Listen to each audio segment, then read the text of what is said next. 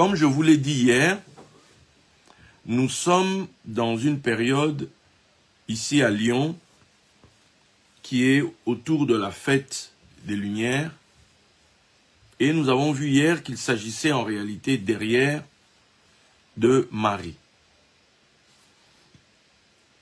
Et on a vu que Marie, dans la définition que nous lui avons donnée hier, c'est celle qui a cru dans les paroles qui lui ont été dites de la part du Seigneur.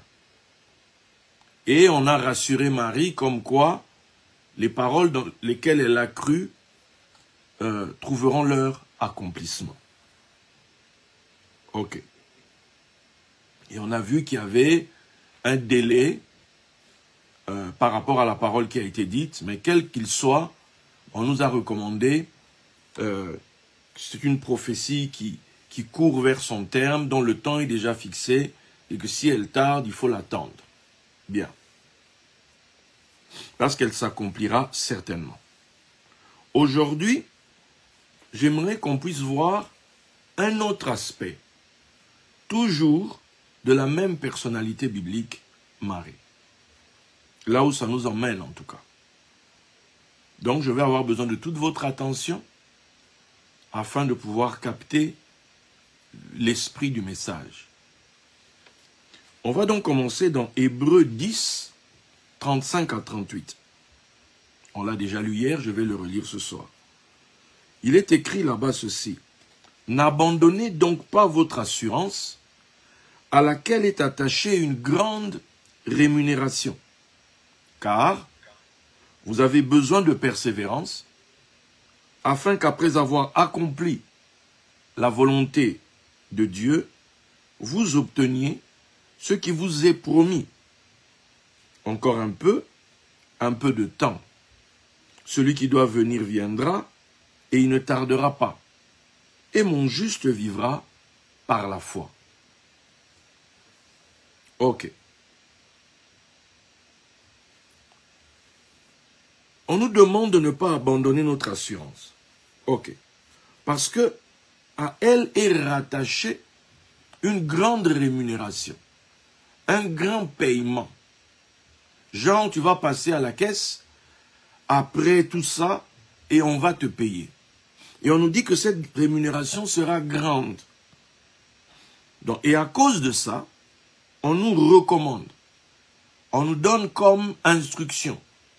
Vous avez besoin de persévérance. Ça signifie que le chemin ne sera pas facile.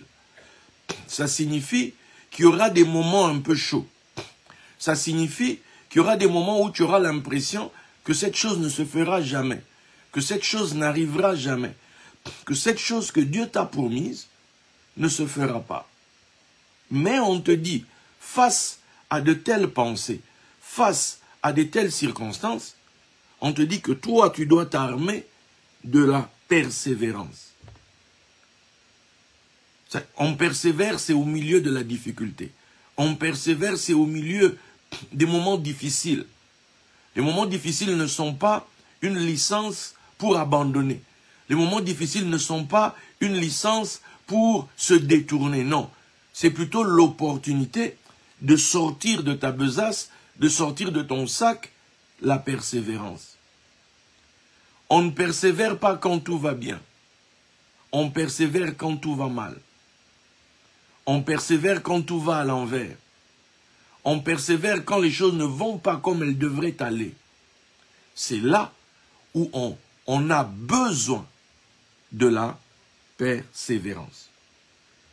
Maintenant, pourquoi on a besoin de persévérance? Parce qu'on dit afin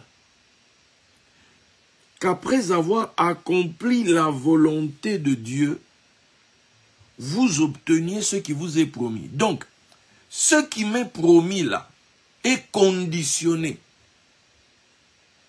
Cette chose que Dieu t'a dite, cette chose que le Seigneur nous a promis, t'a promis, est conditionnée. Ce n'est pas tu es assis comme ça et ça va se faire comme ça, non. Non. C'est conditionné. Conditionné par quoi? Le fait d'accomplir, d'achever la volonté de Dieu. La volonté de Dieu doit s'accomplir. Nous avons donc l'exemple dans la Bible. Maintenant, quand on lit ça, on pourrait se dire, mais oui, mais Jésus a déjà tout fait. C'est vrai que quand on lit la Bible, on voit à un moment donné Jésus à la croix qui s'écrit, tout est accompli. Donc même lui, au milieu de sa souffrance, souvenez-vous à Gethsémane, il prie pour que si c'était possible, que la chose ne se fasse pas. Si c'était possible, qu'on change les choses. Mais au final, il accepte la volonté de Dieu. Non pas ma volonté, mais la tienne. Ok. Mais maintenant, cette volonté-là, il faut que lui aussi l'accomplisse. C'est-à-dire qu'il aille avec jusqu'au bout. Tu vois? Qu'il aille avec jusqu'au bout. Qu'il ne lâche pas prise au milieu du chemin. Qu'il n'abandonne pas au milieu de route. Mais qu'il aille avec, comme on dit en lingala, tinati. C'est-à-dire jusqu'au bout. Tu vois? D'où à un moment donné, on le voit, il dit, quand on lit l'écriture, on dit, afin que les écritures soient accomplies. Il dit. Or, il nous avait dit quoi? Il est venu afin, non pas pour abolir la loi, mais pour l'accomplir. Donc, lui, il connaissait pourquoi il est là. Il doit accomplir la loi. Il doit accomplir les Écritures. Il doit accomplir la Torah. Donc, la croix, tout ce qu'il va passer là, n'avait qu'un seul but. Qu'il arrive au final et qu'il crie lui-même, tout est accompli. C'est parce que tout était accompli pour lui là, que désormais on le voit assis sur un trône. Tu vois?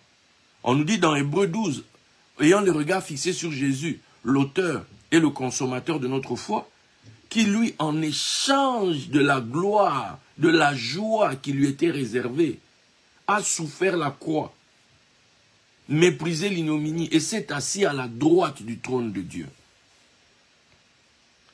Tu vois? Donc, maintenant à nous, parce que Hébreu c'est écrit après. Donc, chacun de nous aussi doit faire pareil. Chacun de nous aussi a quelque chose en échange à mettre sur la table. C'est quoi cette chose en échange? C'est accomplir la volonté de Dieu. Donc si tu pouvais te demander, bon, maintenant, Dieu m'a dit des choses, moi je dois faire quoi? Qu'est-ce que... Oui, toi, tu dois accomplir la volonté de Dieu.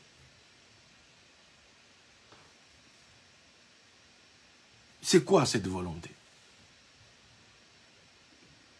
C'est quoi cette volonté? C'est quoi cette chose que Dieu veut? Puisque quand nous prions, notre Père qui es aux cieux, que ton nom soit sanctifié, que ton règne vienne, que ta volonté soit faite sur la terre comme au ciel. Donc, le premier endroit sur terre où la volonté doit être faite, c'est chez toi-même. Maintenant, toi, qu'est-ce que Dieu attend? Quelle est cette volonté que Dieu attend? C'est vrai qu'on a inventé dans l'Église des histoires de volontés parfaites, des volontés permissives, des volontés... Il y a plein de sous-titres là en dessous. Bon. Mais c'est quoi cette fameuse volonté? Quelle est cette chose que Dieu veut? Plus que tout. Qui, en échange, va permettre qu'on puisse obtenir ce qui nous est promis. Quand nous lisons 1 Thessaloniciens 4, 3a, puisqu'après il y a une suite, mais moi ce qui m'intéresse c'est le 3a, on dit là-bas ce que Dieu veut, c'est votre sanctification. La volonté de Dieu, à notre égard, c'est la sanctification. Waouh! Donc, en échange de ce qui a été promis, la Bible, là je vous pose les bases, on va plonger tout à l'heure. La Bible nous dit, la Bible nous révèle que la volonté de Dieu à notre égard, c'est la sanctification. Ok. Ok, la sanctification. Si tu pousses, tu vas arriver dans 2 Thessaloniciens 2, là.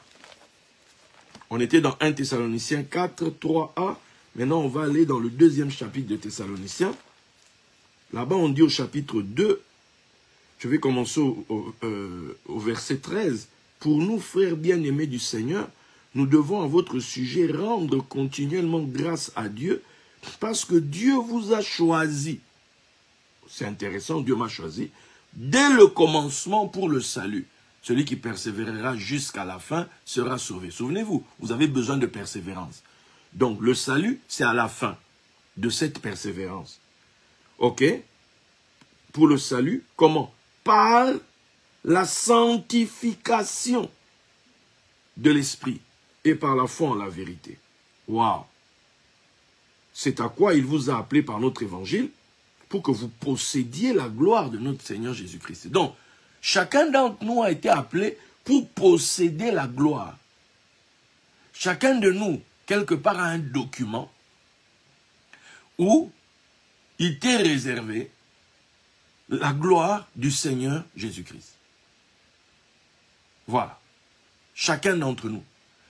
D'où que vous soyez, de quelque pays que vous soyez, d'où que vous soyez né, de quelques études que vous ayez faites, dès le moment où vous avez répondu à l'appel du Seigneur Jésus-Christ, vous êtes appelé, vous avez un héritage de posséder la gloire du Seigneur Jésus-Christ. Bon, maintenant, on y arrive comment? On te dit que tu dois persévérer et à la fin tu seras sauvé. Puisque le nom de Jésus, c'est l'Éternel sauvera. En hébreu, bien sûr.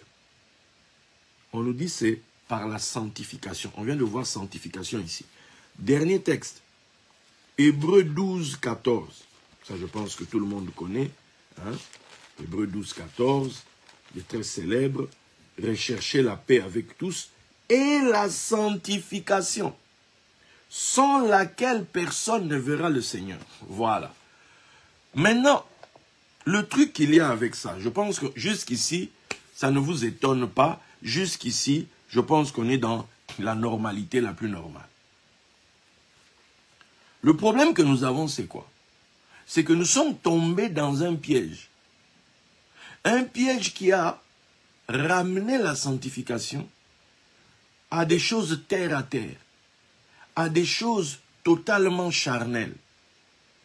Oh, le frère, il ne boit pas. La sœur, elle ne fait pas ceci. Oh, l'autre là-bas, il ne couche pas. L'autre là-bas, il ne fait pas ceci. L'autre là-bas, il ne met pas de maquillage. L'autre là-bas, il ne met pas de boucle d'oreille. L'autre là-bas, il ne porte pas ceci. Etc. On a ramené la sanctification qu'à ça. Alors que quand vous étudiez l'Écriture, ça va bien plus loin que ça. Il y a des gens comme les bouddhistes. Ils ne font pas tout ce dont je vous parle ici. Mais ils n'auront pas part à la gloire du Seigneur Jésus-Christ. Parce que ça n'a rien à voir.